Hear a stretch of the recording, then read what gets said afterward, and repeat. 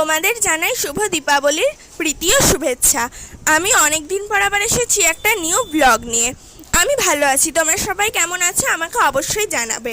আজকে কালী পুজো, তাই ভাবলাম একটা ব্লগ বানাই। তো দেখো, এখানে আমি রেডি হয়ে গেছি, আর এখানে আমার মাও রেডি হয়ে গেছে। আমাদেরকে কেমন লাগছে তোমরা কিন্তু অবশ্যই জানাবে।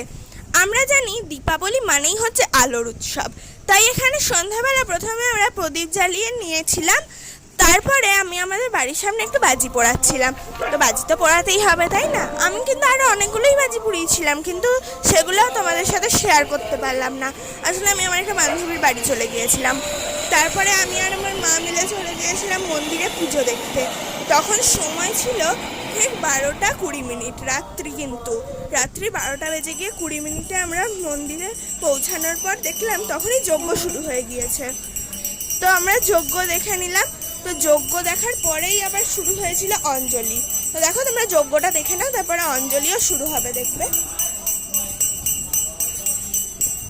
এই দেখো, এখানে অঞ্জলিও শুরু হয়ে গিয়েছে। আর এখানে আমার মা অঞ্জলি দিচ্ছিল, আরও যারা উপোস করেছিল, আরও অনেকেই তো উপোস করে থাকে। এটা হচ্ছে আমাদের পাড়ার পুজো, তাই আমাদের পাড়ার সবাই উপোস করেছিল। তো সবাই এখানে অঞ্জলি দিয়ে নিচ্ছিল। তো দেখো, এখানে অঞ্জলি দেওয়ার পর আবার আরতিও শুরু হবে। তো তোমরা অঞ্জলিটা দেখে নাও।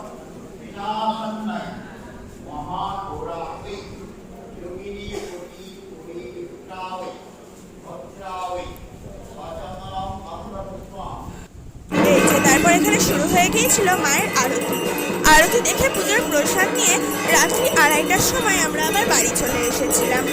তো আমার তো কালী পুজোটা বেশ ভালোই কাটলো। তো দেখা হবে আবার পরের ভিডিওতে। এতটা দেখার জন্য তোমাদের অসংখ্য ধন্যবাদ।